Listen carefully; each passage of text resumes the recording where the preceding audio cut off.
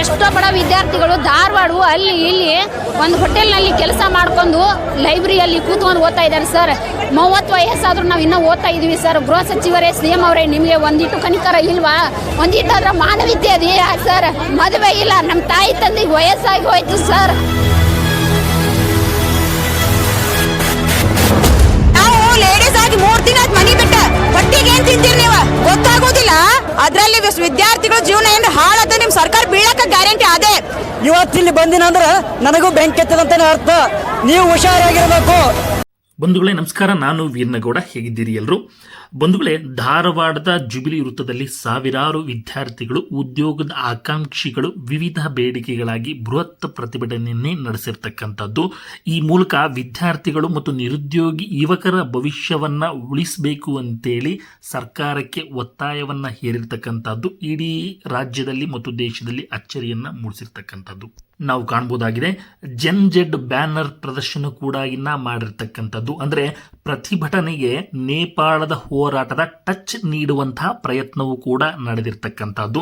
ಸರ್ಕಾರ ಏನಾದರೂ ಕೂಡ ನಿರ್ಲಕ್ಷ್ಯವನ್ನ ವಹಿಸಿದ್ರೆ ನೇಪಾಳದ ಮಾದರಿಯಲ್ಲಿ ಏನಾಗಿದೆಯೋ ಅದು ಕರ್ನಾಟಕದಲ್ಲಿಯೂ ಕೂಡ ಅದೇ ರೀತಿಯಾದಂತಹ ಹೋರಾಟ ನಡೆದಿತ್ತು ಎಂಬಂತಹ ಎಚ್ಚರಿಕೆಯ ಸಂದೇಶವನ್ನು ಕೂಡ ವಿದ್ಯಾರ್ಥಿಗಳು ಈ ಮೂಲಕ ಸರ್ಕಾರಕ್ಕೆ ರವಾನಿಸಿದ್ದಾರೆ. ರಾಜ್ಯ ರಾಜಕೀಯದಲ್ಲಿ ಹೈಡ್ರಾಮಗಳು ನಡೀತಾನೆ ಬರ್ತಾ ಇದ್ದಾವೆ. ರಾಜಕೀಯಕ್ಕೋಸ್ಕರ ಗದ್ದುಗೆಗೆ ಕಿತ್ತಾಟ ಮೊದಲಿನಿಂದನೂ ನಡೀತಾನೆ ಬರ್ತಾ ಇದೆ. ಆದರೆ ನಾವು ರಾಜಕೀಯಕ್ಕೆ ಬಂದಿರೋದಾದ್ರೂ ಯಾಕೆ, ಕಾರಣಕರ್ತರಾದರೂ ಕೂಡ ಯಾರು, ಯಾತಕ್ಕೋಸ್ಕರ ಬಂದಿದ್ದೇವೆ, ಯಾರ ಕೆಲಸವನ್ನು ಮಾಡಲು ನಾವು ಅಧಿಕಾರಕ್ಕೆ ಬಂದಿದ್ದೇವೆ ಎನ್ನುವಂತಹದ್ದನ್ನು ಮರೆತು ಬಿಟ್ಟಿದ್ದಾರೆ. ಈ ನಡುವೆ ಜನಸಾಮಾನ್ಯರ ಸಮಸ್ಯೆಗಳನ್ನು ಕೇಳುವಂತವರು ಇಲ್ಲ ಮತ್ತು ಮನಸ್ಥಿತಿಯೂ ಇಲ್ಲ ಎನ್ನುವಂತಾಗಿ ಬಿಟ್ಟಿದೆ. ರಾಜ್ಯದಲ್ಲಿ ನಿರಂತರವಾಗಿ ಪ್ರತಿಭಟನೆಯನ್ನ ಮಾಡ್ತಾ ಇದ್ದಾರೆ. ಸರ್ಕಾರಕ್ಕೆ ಬಿಸಿ ಮುಟ್ಟಿಸುವಂತಹ ಕೆಲಸವನ್ನು ಕೂಡ ಮಾಡ್ತಾ ಇದ್ದಾರೆ. ಈ ಹಿಂದೆ ಸೆಪ್ಟೆಂಬರ್ 25ರಲ್ಲಿ ಉದ್ಯೋಗದ ಆಕಾಂಕ್ಷಿಗಳು, ಆ ವಿದ್ಯಾರ್ಥಿಗಳು ಏನಿದ್ದಾರೆ ಧಾರವಾಡದಲ್ಲಿ ಪ್ರತಿಭಟನೆಯನ್ನ ಮಾಡಿದ್ರು. ಸರ್ಕಾರಕ್ಕೆ ಆಗ ಬಿಸಿ ಮುಟ್ಟಿತ್ತು, ಆದರೆ ಮತ್ತೆ ಸುಮ್ಮನಾಗಿ ಬಿಟ್ರು ಸರ್ಕಾರ. ಆದರೆ ಮತ್ತೆ ಧಾರವಾಡದಲ್ಲಿ ಉದ್ಯೋಗದ ಆಕಾಂಕ್ಷಿಗಳು, ವಿದ್ಯಾರ್ಥಿಗಳು ಪ್ರತಿಭಟನೆಯನ್ನ ಮುಂದುವರಿಸಿರ್ತಕ್ಕಂಥದ್ದು. ಪ್ರತಿಭಟನೆಯನ್ನ ಮುಂದುವರಿಸ್ತಾ ಹೋದಂತೆ ಪೊಲೀಸರು ಕೆಲವರನ್ನ ಅರೆಸ್ಟ್ ಮಾಡ್ತಾ ಹೋಗ್ತಾರೆ.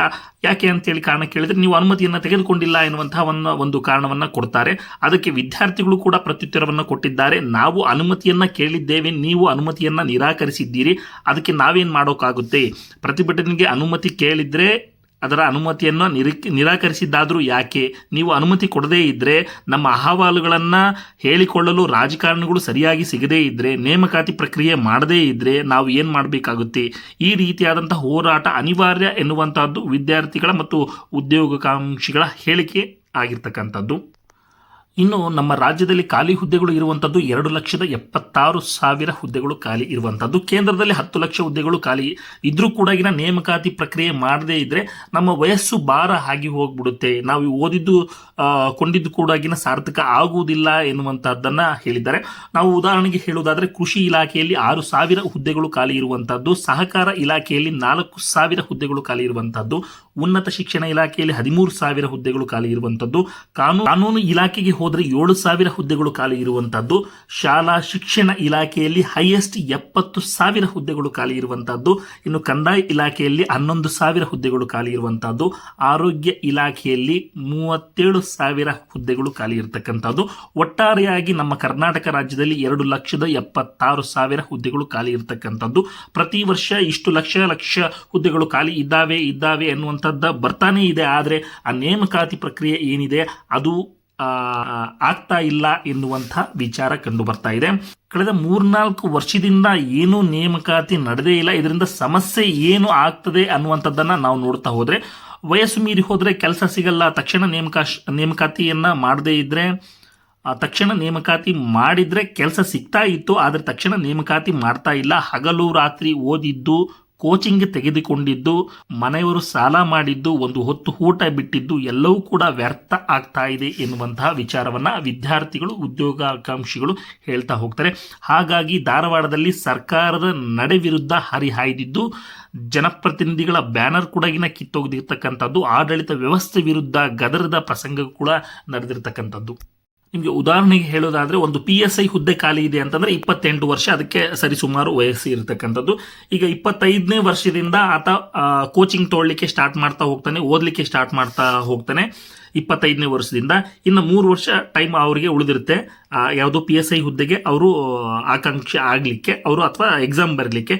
3 ವರ್ಷನೂ ಏನೂ ಕೂಡ ನೇಮಕಾತಿ ಪ್ರಕ್ರಿಯೆನೇ ನಡೆದೇ ಇದ್ದರೆ ಆ ವಿದ್ಯಾರ್ಥಿ ಓದಿದ್ದು ಕೂಡ ವ್ಯರ್ಥ ಆಗುವಂತಹ ಪರಿಸ್ಥಿತಿ ಬಂದೋಗುತ್ತೆ. ಹಾಗಾಗಿ ಸರ್ಕಾರ ಎಚ್ಚೆತ್ತುಕೊಳ್ಳಬೇಕಾಗುತ್ತೆ.